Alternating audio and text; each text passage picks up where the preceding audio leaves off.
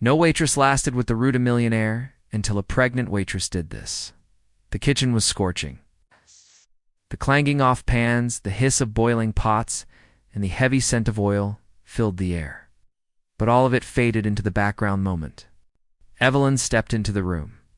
She was 8 months pregnant, her black apron stretched tight over her round belly, sweat collecting at her hair, Linny and her swollen feet crammed into worn-out sneakers.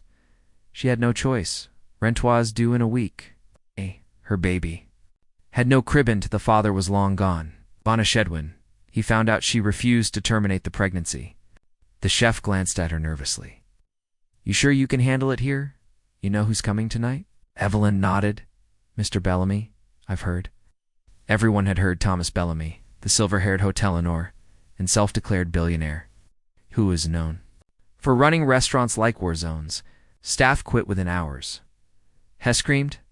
He humiliated. He threw plates. And now he was inspecting this branch. Still, Evelyn tightened her apron and stepped into the fire. It was 6:42 p.m. when Bellamy stormed into Thekachin. Dressed in a sharp navy suit, he immediately made his presence felt. A waiter dropped a spoon, and Bellamy barked, "Did I just hire a circus monkey?" Laughter from a few nervous stuff followed. Evelyn didn't flinch. She kept preparing plates, slicing bread, garnishing dishes, her hands steady even as her back ached. He spotted her. "You," he pointed the glowing balloon, "who hired a pregnant woman to ruin my kitchen's image?" Evelyn didn't look up. "I'm here to work, sir. My condition doesn't interfere with that." Bellamy raised an eyebrow, stalking toward her like a wolf. "What's your name?" "Evelyn." He snatched a plate she had prepared and smashed it on Theffler.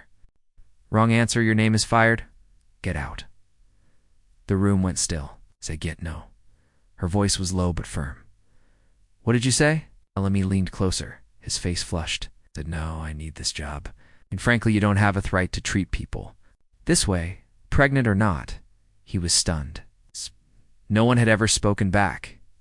He laughed bitterly. "You think you're special, Beckos? You're carrying some brat? You think your swollen belly gives you immunity?" The sous chef looked away. Dishware mid-scrub. One of the waitresses gasped. Then Bellamy raised his arm. To threaten her. It's always worked. But Evelyn flinched. She placed one hand over her belly, and her other hand held up in defense. "You touch me," she said softly. "I'll make sure the world sees exactly what kind of man you wear." Silence. He stepped back. "You think world cares?" Evelyn stared at him. "Maybe not, but your investors might." A young kitchen staffer had already pulled out their phone and was filming. Other shads started recording too. It wasn't planned. It just happened. Bellamy's eyes darted around, realizing Talata thought he was being watched. Suddenly, his voice changed. "Stop recording now." No one stopped.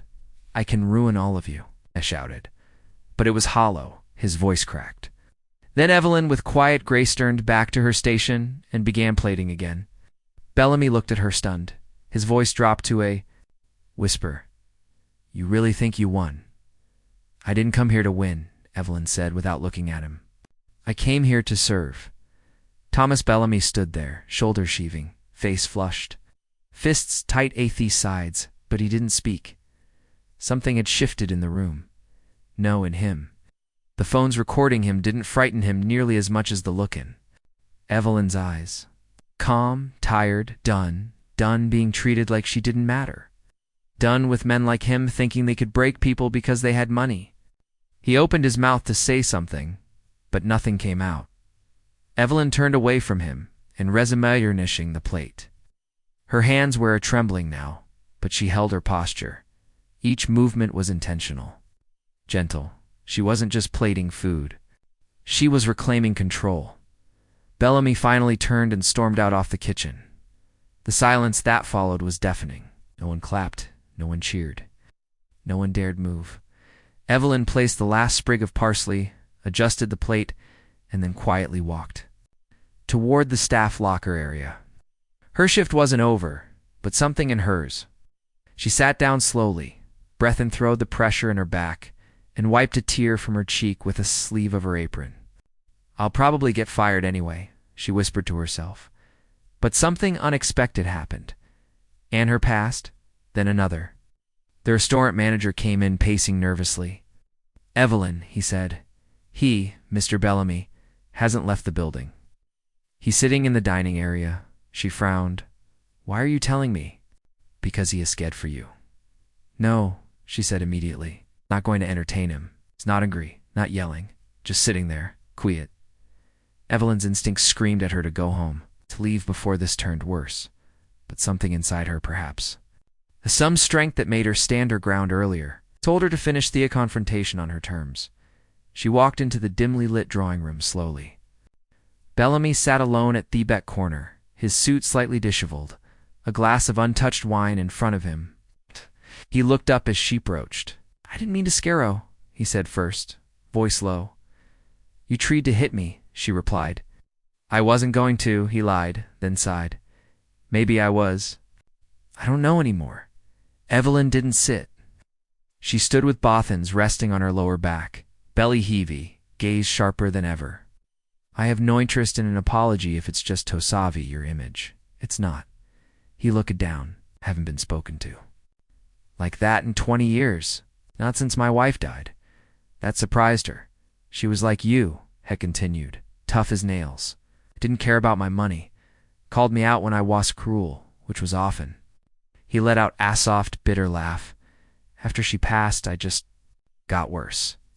I hated the world for taking her, but it took it out on people. If Lynn's expression didn't soften, she had no sympathy left for rich men with Sebasteries, then maybe. She said, you should have stepped away from people before you became this monster. That struck something deep. Bellamy didn't argue. I don't expect you to forgive me, he said. What you did today, the courage you showed, it's the only thing that's made me look at myself in years. She finally sat across from him. I'm not a hero, she said. I just didn't have the luxury to run. They sat in insolence for a moment. Then he reached into his jacket and pulled out a small, sleek envelope. This isn't hush money or pity. Shouldn't take it, sighed as a personaliter. I wrote to every board member and investor. Effective immediately. I'm stepping away from management of all restaurants for 6 months. Mandatory therapy, anger management, everything I should have done years ago. And what dues that have to do with me? You'll take my place. Evelyn blinked. What? I'm not asking you to run the whole company, he clarified. But this restaurant is acting manager with full pay, health insurance, maternity leave. She stared at him in disbelief. I saw how you carried the team today. You didn't just cook. Kept that kitchen from collapsing under my ego. Evelyn looked at the envelope again. You didn't even know me? I know strength when I see it. I know character when I'm humbled by it. You were the only one who didn't cower or flatter me. She still hesitated. Then she said, and what about the baby? He smiled for the first time genuinely. This is your kitchen now. You make thorough, even if it means a crib in the manager's office. She didn't smile back. Not yet. But her fingers gently brushed her belly. The baby kicked again. I'll think about it, she said softly. That night, Evelyn walked home under the street lights, her apron folded neatly in her bag, her mind racing.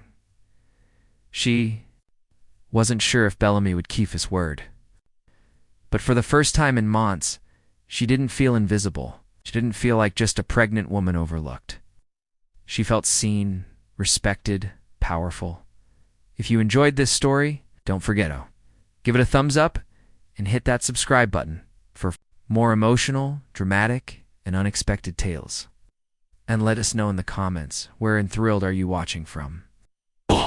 We love hearing from all of you. Until next time, stay kind, stay curious, and keep watching.